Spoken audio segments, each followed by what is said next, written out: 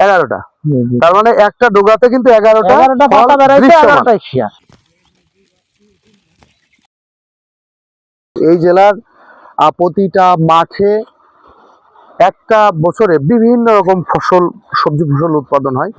তো ক্ষীরা যে মাটিতে হয় সেই ক্ষীরা নাকি এই এলাকায় হয় না, এরকম একটা ধারণা ছিল মানুষের কাছে যে ক্ষীরা এলাকায় হয় না। তো সেই ক্ষীরা হয় কিনা সেটা কিন্তু প্রমাণ করেছেন, দেখিয়ে দিয়েছেন যে না, এই আমাদের জেলাতেও আসলে উত্তম রূপে ক্ষীরা আবাদ করা সম্ভব এবং ক্ষীরা কিন্তু অনেক লাভজনক আবাদ। সেটা আজকে আমরা এই উদ্যোক্তা জনাব ফিরোজ আহমেদের কাছ থেকে জানবো।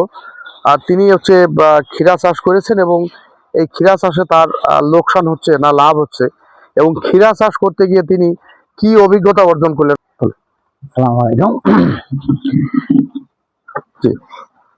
ক্ষীরা এটা শীতকালীন ক্ষীরা ভাই। যখন আমি লাগাই অনেকজনাই বললো যে এটা হবে না, শীতে ক্ষীরা মাটিতে যে ক্ষীরাটা আমরা দিই শীতকালে, ওইটা ওনারা বললো যে হবে না। তারপরেও আমি চিন্তা করলাম যে যদি 12 মাসি ক্ষীরা বা কোনো বাংলা ক্ষীরা থাকে, সেটা আপনার মাধ্যমে একটা বীজ আমি ব্যবস্থা করলাম। তো সেটা ছিল 12 মাসি জাতের। 12 মাসি জাতের। অতিরিক্ত শীতের জন্য গাছটা হওয়ার পরে শীত, তীব্র শীত, মানে এই শীতে গাছটা দাঁড়িয়ে গেল। এক সময় মনে হলো যে হবে না এটা। তারপরে আমি আশা ছাড়িনি, চেষ্টা করছি যে কিভাবে এটা হওয়ানো যায়। তারপরে এবার যাক আলহামদুলিল্লাহ, শীতটা একটু যে কমলো, আবার আপনার পরিবর্তন, গাছের পরিবর্তন।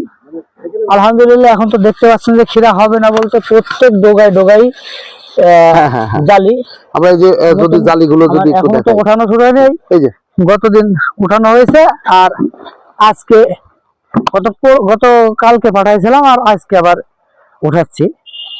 তো আশা করছি যে এটা হবে এবং বিশ্বাস আছে যে এটা হবে। এটা প্রমাণ করছি আমি যে না, শীতেও মাটিতে ক্ষীরা হয় এবং আমার মেহেরপুর জেলাতেই হয়। শুধু যে মালচিং বা মাছা ফেরি ক্ষীরা হবে এমন না। এই ক্ষীরা চাষে আপনি যেমন হচ্ছে আমরা দেখেছি যে সাদা মাছির আক্রমণ ছিল এবং পরে ফল ছিদ্রকারী পোকা গুলোর আক্রমণ ছিল বেশ, যেটা হচ্ছে যে একটা ফসল ধ্বংস করে দেওয়ার জন্য যথেষ্ট। এগুলো আপনি নিয়ন্ত্রণ কিভাবে করলেন এবং সেই যুদ্ধে আপনি কিভাবে জয়লাভ করলেন? নিয়ন্ত্রণ বলতে আমার প্রথম টার্গেট ছিল কীটনাশক কম দিয়ে কিভাবে তৈরি করা যায়। তো শীতের সময় ভালো ছিল, শীতের পরে গরমের আবহাওয়া একটু আসছে, এখন খুবই চ্যালেঞ্জিং হয়ে যাচ্ছে। আর আমি কীটনাশক কম দিয়ে করব বলে আমি ফরেমন ফাঁদ দিয়েছি, যেগুলা হিনা মারা, যেটা মাছি পোকা বলে ওটা ধরানোর জন্য। সাদা মাছিটা জন্য আমি কয়েকটা কীটনাশক 15 দিন 20 দিন পর পর স্প্রে করতাম, তো ভালো ছিল।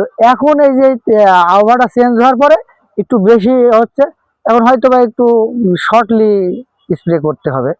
আর কৃষি অফিসারের কাছে গিয়ে এটা স্প্রে করে বা বিষ কম দিয়ে কোনো পরিবর্তন আনা যায় কিনা, এই ব্যাপারে কৃষি অফিসারের কাছ থেকে আমরা কিছু সহযোগিতা চাচ্ছি। না, আমাদের যে সবজিগুলো ভাই, আমরা সবজি তৈরি করি কিন্তু আমরা তো বিষ তৈরি করি, বিষ মুক্ত সবজি তৈরি করতে হবে।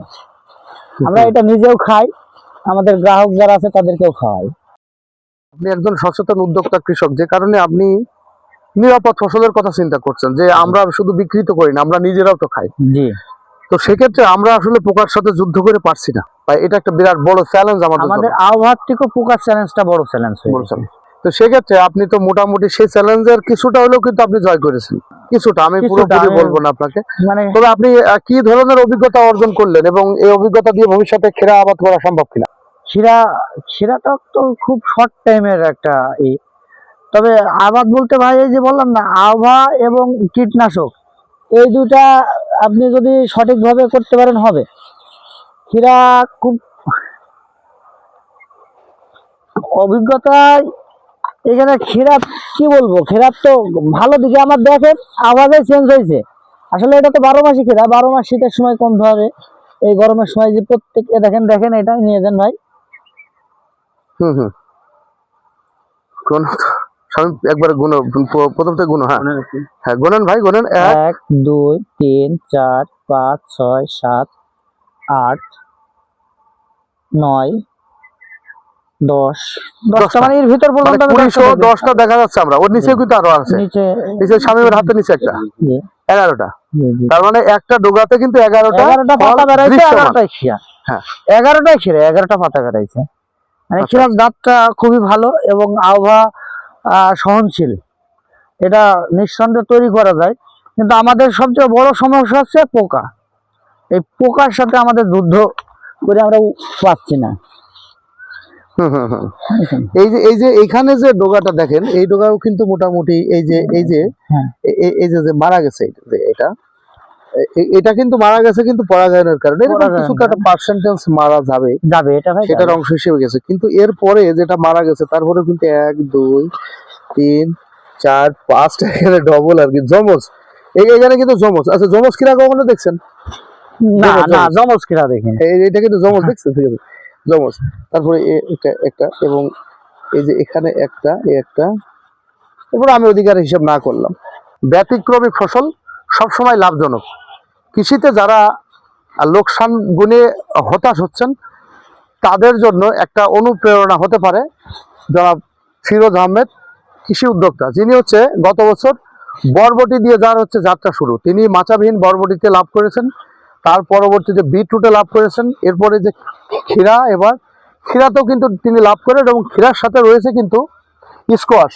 স্কোয়াশটা আসলে গরমে যেহেতু ভালো হয় না, তারপরেও পরীক্ষামূলকভাবে এখানে করেছেন ফিরোজ ভাই। আমরা স্কোয়াশের বিষয়টা পরে আপনাদেরকে জানাবো। তবে যারা মেহেরপুর জেলায় যারা এবং অন্যান্য জেলায় যারা এই যে সম্পূর্ণ মাটিতে মাচা, মানে কোনো প্রকার মালচিং ছাড়াই যে ক্ষীরা আবাদ, এটা একটা লাভজনক আবাদ হতে পারে, এবং অল্প সময়ের মধ্যে একটা ভালো পরিমাণ টাকা আপনার হাতে আসতে পারে।